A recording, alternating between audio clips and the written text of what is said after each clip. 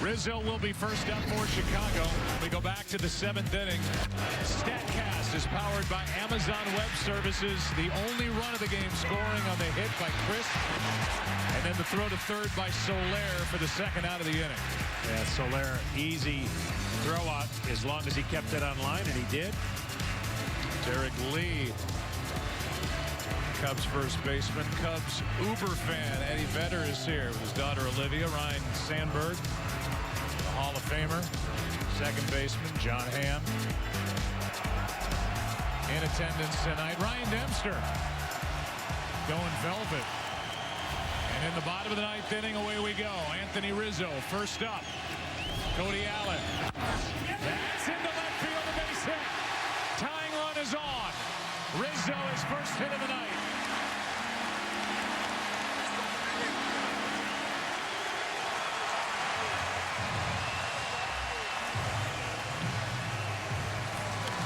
And now a pinch runner for Rizzo after he fought it off into left. Decided to be aggressive. Decided right. Fastball coming out of Allen. Didn't hit it perfectly, but hit it exactly where he couldn't be caught. Good start for the Cubs. Chris Coughlin will come off the bench and provide more speed over at first. As Ben Zobrist, who has 6 hits and 11 at-bats in this World Series, steps in. Martinez is in, maybe expecting a bunt at third base.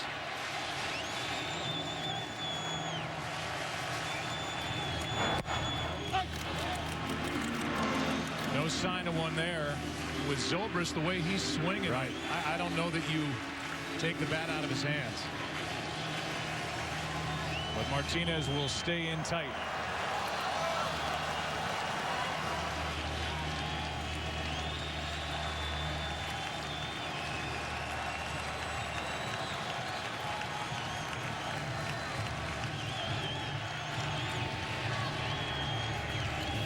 Nope.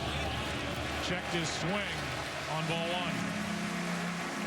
Allen has such a power curveball. I mean, it complements the fastball. As a hitter, you've got to get geared up for his fastball. And when you see a pitch that starts the height of a fastball, for Zobrist to lay off that pitch, that was huge for him. Cody Allen has gone 14 for 14 in the save department since the 3rd week of August with an ERA of 0.36. What a roll he's been on. 1-1 pitch.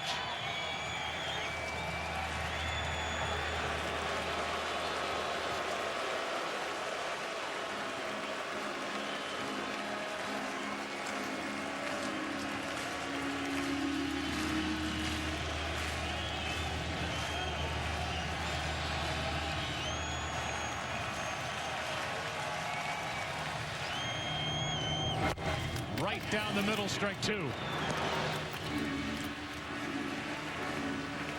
That's what I mean. His fastball is so good down around the knees, starting a curveball around the knees, hard to lay off of.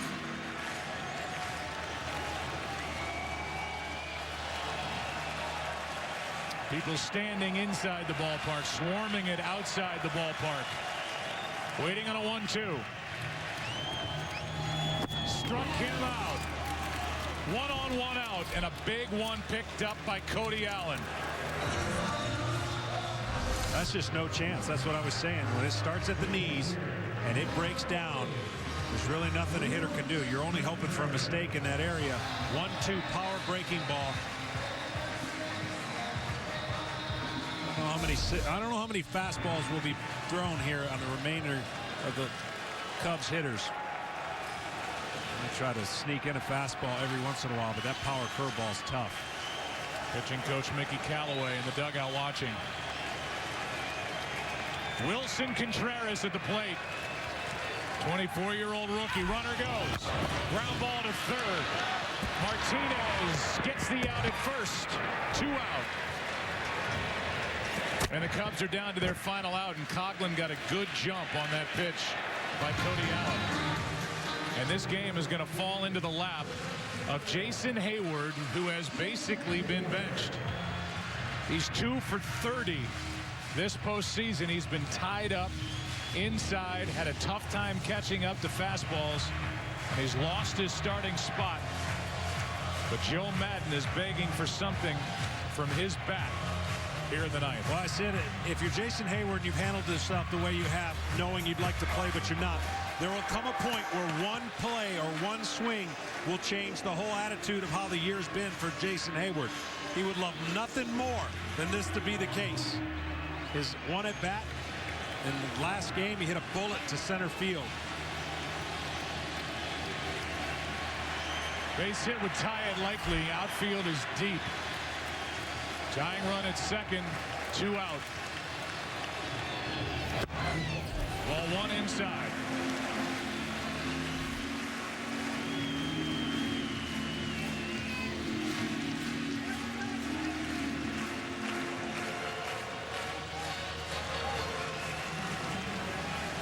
Tying run is Coughlin at second.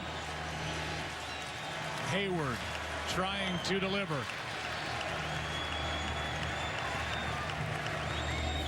Hard hit, but foul.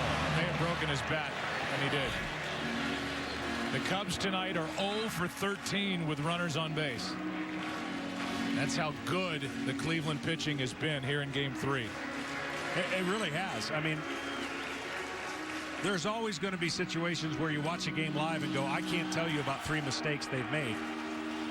And if I watch it again, there may not be 3 mistakes. They've executed everything perfectly.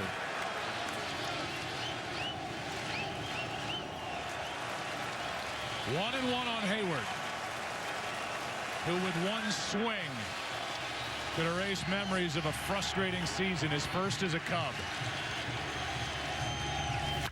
Chopped right side. Off Napoli. The inning continues.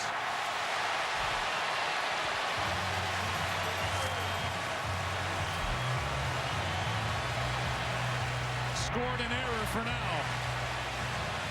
But now the tying run 90 feet away with Baez coming up. Well, this is a tough play. It's an in-between. Jason Hayward gets down the line. And you see all that Napoli wanted to do is keep it in front of him. Tough spin. Hits him high in the heel of the glove. By staying in front of it, he knew he was secure to keeping the run from scoring and still give Allen a chance. Here comes Callaway, the pitching coach, with Javier Baez coming up. 0 for 3 tonight, 2 for 12 in this World Series. Well, of the 2 batters that are coming up, and I think this is a discussion of, look, remember this kid, he can expand the zone, but he likes a high fastball. The discipline of Baez to stay off the breaking ball early will be crucial.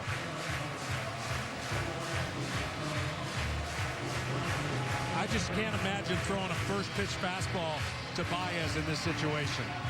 And then if you're the Cleveland catcher, you got to protect against that power curveball in the dirt. Coughlin's got to be able to read whatever he can. It's a crazy game. First time Baez has been back in that 7th spot in the order since Game 1 of the NLCS. And the game is in his lap. Facing Cody Allen. First and third, 2 out.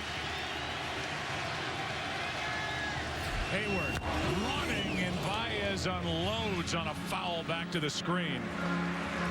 And they're giving Hayward second base, where if he takes it, a base hit could win the ballgame. Yeah, I give Allen a lot of credit. That's a gutsy pitch right there. Fastball away. Baez just missed it.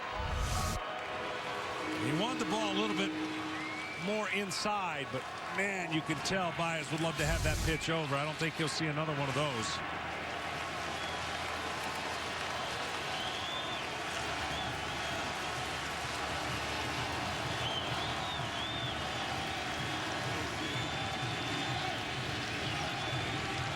Hayward running, pitch high, no throw, down to second is the potential winning run. And it is a stolen base for Jason Hayward, uncontested. And again, this outfield is really deep. A base hit out of the infield could likely win it for Chicago. First base open, Addison Russell on deck.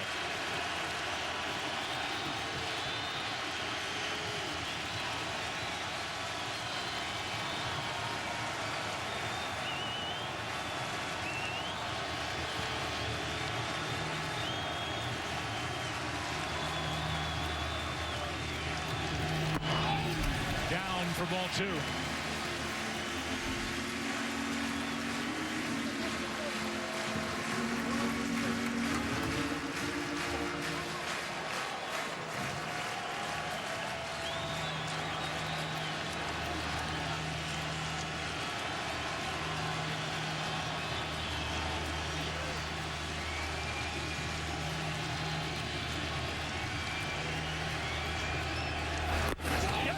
He went around. Home plate umpire Hirschbeck rings him up 2-2. See, that's why I'm surprised by the previous pitches. I just don't know that Baez can lay off of anything in this area.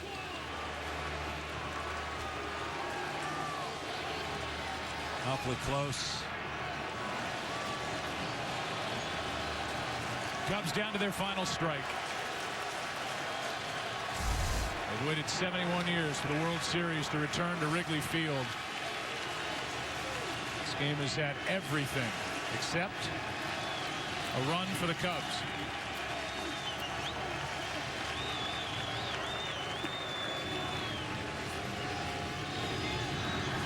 Same pitch. It's hard for Baez to lay off of it. I mean, but Gomes has got to block it if it's in the dirt.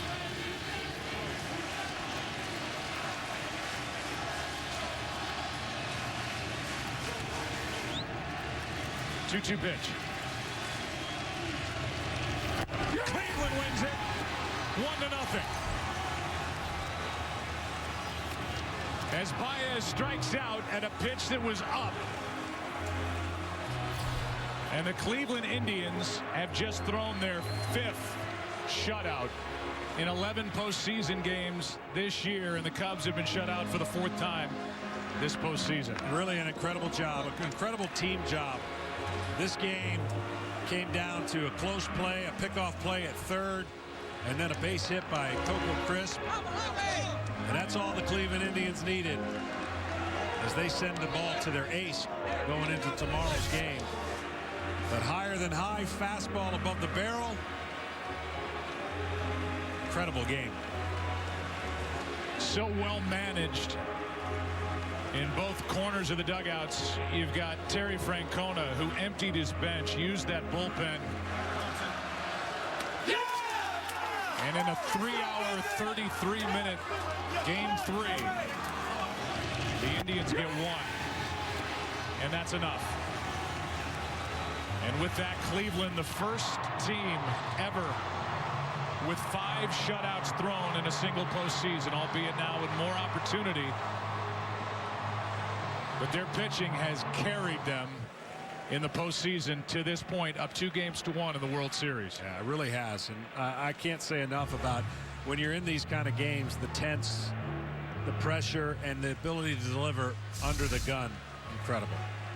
Let's go down to the field. Here's Ken Rosenthal. Thanks, Joe. Josh, 4 2/3 scoreless innings. How were you able to keep the Cubs so off balance? I think just going the game plan with Berto, following him, and you know, kind of knowing what the game plan was going in, and just trying to execute. You leave the ball at the heart of the plate to those guys, they can put a crooked number on you in a hurry. So for me, it was just trying to execute pitches and keep them off balance as much as I could. Your dad was here. I saw you searching for his seat location before the game. How emotional was this for you? This is probably one of the hardest starts I've had to deal with in a long time. Just from the atmosphere around here, knowing where my dad was. I found him before the game when I was going over there to the weight room. And so I wanted to know where he was, that comfort factor, to be able to look up and kind of see him. So I knew where he was, and I knew how much this meant to him and me and my mom. So it was a pretty special start for me, and one of the more emotional starts I've ever had in my career. Josh, congratulations. Now over to Tom Verducci. Thanks, Ken. Coco Crisp, 1 run in this game. You delivered it. No pinch hits during the regular season, a big one tonight. Tell me about your approach. You certainly jumped on the at-bat early. Right. Well, went over the scouting report before I went up there, and I know he has some natural cut to his plus fastball. And I was just hoping to get the barrel to it, and I did. And it cut in on me, and I was just fortunate enough that it was able to drop in front of the fielder. Now, the World Series has been around since 1903. This is only the 9th time a team won with 1 run and no extra base hits. What does it say about Cleveland that you could come in here to Wrigley Field and win this kind of a game? It's just good chemistry over here. The guys work hard, and, you know, they kept their poise. Our pitching did a great job. Their pitching did a great job over there. And that's what type of series this is going to be, it seems like. So we got to get – the runs are at premium, so we got to get them when we can. And fortunately for us, we got one, and they didn't today. So hopefully we can keep getting that one extra run. Coco, thanks so much. Congratulations. All right, thank you. Back to you, Joe. All right, the game-winning RBI. The only RBI belongs to Coco Crisp. His second time around with the Cleveland Indians, who win it 1-0. Andrew Miller gets the victory. Carl Edwards Jr. gets the loss. The save for Cody Allen. It's his 6th of this postseason. He has yet to allow a run. The bullpen, outstanding. You heard from Josh Tomlin at the beginning. 4 2/3, no runs, 2 hits in an emotional start tonight, game 3, and it's the 25th 1-0 game in World Series history. 649 World Series games have been played. We can only hope tomorrow night is as intense. See you then. Until that point, we send it out to Kevin and the guys out beyond the wall. Kevin? Okay, Joe, thank you very much. What a game. I mean, just an absolutely outstanding game 3 here. 1-0, well played, drama, all of it. Welcome, Frank Thomas, Pete Rose, Alex Rodriguez, and I'm Kevin Burkhardt. So the Indians take a 2-1 series lead in this World Series. A dramatic 1-0 win over the Cubs. Plenty more to do. We'll have interviews from the field and the clubhouse when we come back. A lot to do in this game, and we will break it all down. Another gem, Andrew Miller out of the pen. The Indians playing small ball. And then the bullpen for these Indians. Their 5th shutout this postseason. It's a new record. Fans still happy, but this was a Cleveland night. Indians have a 1-0 lead and a 2-1 World Series lead. We're back after this. The biggest card ever in UFC history going into New York. The UFC's legendary New York debut begins on FS1 with the biggest prelims card in UFC history.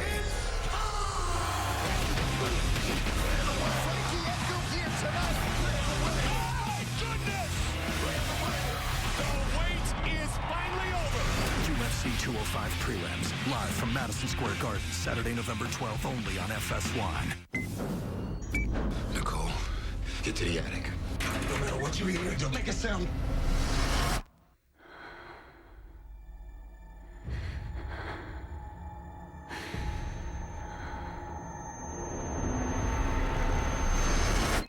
Carter? They're here. My God.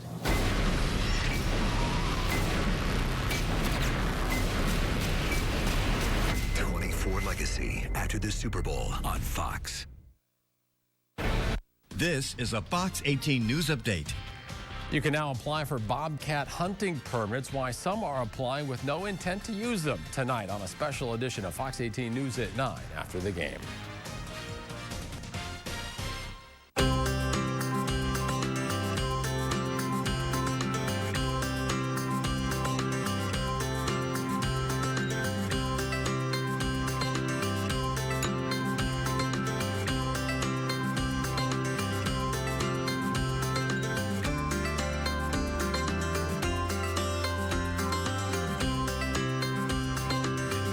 Furniture in Kiwani.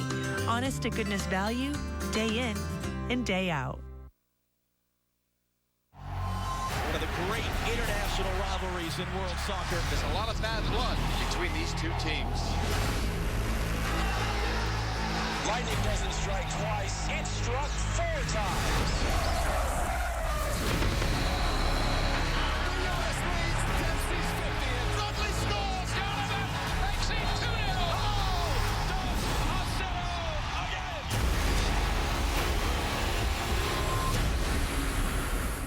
Pac-12 Titans draw a line in the sand on FS1. Heisman candidate Jake Browning and the 4th-ranked Huskies take on Troy Williams and the 17th-ranked Utes. Saturday, Washington, Utah at 3:30 Eastern on FS1. It'll be the greatest adventure ever. We're looking at a red planet. Mars, a global event series, Monday, November 14th at 9 on the National Geographic Channel. Well, welcome to the postgame show presented by Lethal Weapon on Fox. Indians shut out the Cubs again, 1-0, and they take a 2-1 World Series lead. So it took 71 years to play a World Series game at Wrigley, and this one was a gem. It really was. Just as much drama as you can imagine from a 1-0 game. Reminder, you can continuing coverage of the postgame. Just flip on over to FS1. We'll be there full-time in just a moment. FS1, find that channel. We'll join you in a second. Frank, though, for the Indians, you know, this was a great game, but they did a lot right? And they scored the run on small ball, and then more of their great bullpen again. Well, the Indians are used to winning close ball games all year long. They've been pitching lights out all year long. And in the World Series, great pitching beats great hitting. You see both offenses struggling right now. They need to pick it up, or it could be another pitching fest again tomorrow night. Well, the Indians played well, except a couple of base running blunders. Getting picked off and getting thrown out of third in that situation is usually going to come back to bite you, but it didn't for the Indians tonight. You know, Kevin, October continues to be all about small ball. Simple hit by Roberto Perez. Then you get a simple bunt. Coco Crisp base hit. And how does July 31st bring in Andrew Miller from the Yankees and August 31st bring in Coco Crisp from the Oakland A's looking right now? And Frank was begging to walk him. You know, Frank, you would be, as soon as you're coming up, you were begging for it. I've seen Coco Crisp in all these tight situations. He's a great fastball hitter. It was a great matchup with Edwards. I said, please don't pitch to him. If not, he will get a big hit. He showed it once again that he can get the big hit, and that's what Coco Crisp has been about at least a decade now. I've watched him for a while. Well, that was his first pinch hit of the year. It was. By the way. Yes. Not a spot he's normally in, right. You know, especially playing in the American League. Doesn't get that opportunity often. You know, Kevin, Frank is exactly right. Coco Crisp is a primetime player. He makes contact. You know, Pete, you like to squeeze. I did too. But contact is an incredible commodity to have this time of year. Yeah, you know, I tell you what. Here's the thing: Andrew Miller and Cody Allen. Indians are 23-0 when they pitch together in games. 23-0. They don't lose. Bottom line, Cubs had a shot, but they closed it down again, Pete. Not bad. I got to take my hat off to Tom when he started that game. How do you give up 36 home runs with that kind of stuff? Well, he hasn't given up lately. He gave up 2 hits and 4 2/3. What a courageous start for him. Oh my gosh. What a courageous. Emotional motivation. I mean, he's doing what he's got to do right now for his father. Yeah. It was a big start for the Cleveland Indians tonight. Wonderful for his father, who paralyzed recently from the chest down, to be here, and you saw his interview. He was emotional. We've got a lot more to do. I mean, so much to break down about this game. And for most of you, you want to stay tuned for your late local news.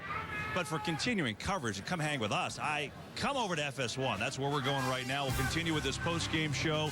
Indians lead the World Series 2-1 after a shutout over the Cubs. See you in 30 seconds.